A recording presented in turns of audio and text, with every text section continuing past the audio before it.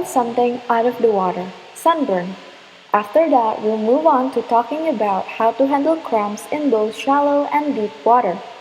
Last but not least, when emergency circumstances call for, we will teach you how to perform a throwing assist. Happy watching! Too much sun is not fun. The title speaks for itself. When you're off swimming, remember to always wear protection against the sun. If your swimming suit covers your whole body, you should be fine. However, oftentimes people don't wear a full body swimming suit. If this is the case, make sure you put on sunblock or sunscreen. Remember to apply them thoroughly. Did you know that you can develop sunburn after up to 15 minutes of sun exposure?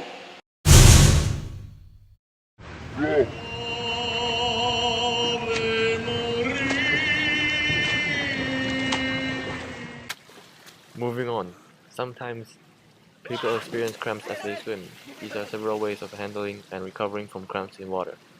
When you're in shallow water, the first step is to stand up and balance yourself on one foot. Pull up your other foot that's cramping so that it's perpendicular to your body. Try your best to keep your foot straight. Use your hands so that you can stay in the position until the cramping stops. If you're able to get out of the water and do the same steps. It will be easier. It's the same thing when you are in deep water. However, you would have to hold your breath underwater so that you can stand on the pool's base. Do the same thing if you experience cramps in the ocean, pond, or any other water bodies. Most muscle cramps can be stopped if the muscle is stretched. You can blow now if you want to. 1, 2, 1, 2.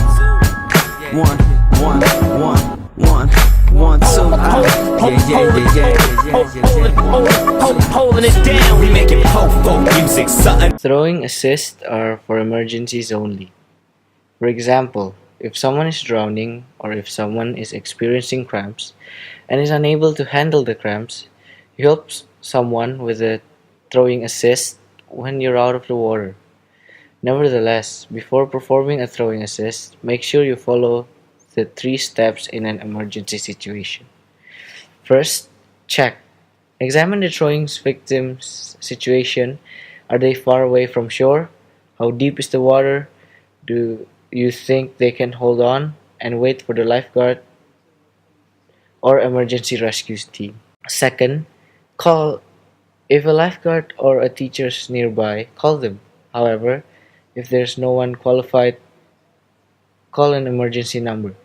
Notify the rescue team the location of the emergency and the situation. For the Indonesian region, the emergency number is 112. Third, scare. If you think the victim can wait for the rescue team, help them through words. Encourage them to hold on and wait, and tell them that the rescue team is on the way. However, if it looks like they can't hold on for much longer, you can either choose to perform a reaching throwing or an in-water assist. This time we will show you how to perform the throwing assist, the only assist that doesn't require direct physical contact. For throwing assist, you can either throw objects that are attached to a string or objects that are not. You can throw a plastic ball wrap it by strings, a life vest, or float. Just make sure that the objects that you're throwing can float on water. When throwing an object attached to a string, make sure that you step on the string or wrap the string around your body before throwing it to the drowning person. This is to prevent you throwing the whole thing altogether. How are you going to save the victim then? When the drowning victim grabs the object, get into a kneeling position and pull the attached string gently. Make sure that you're not dragging the victim. Meanwhile, if you're throwing an object without strings, things are a bit trickier. Ensure that you throw the objects accurately. Aim as close as possible to the victim, but don't hit them. Thank you for staying with us throughout the entire video. Remember, too much sun is not fun. Stretching solves cramping, and throwing means assisting. Try to control you.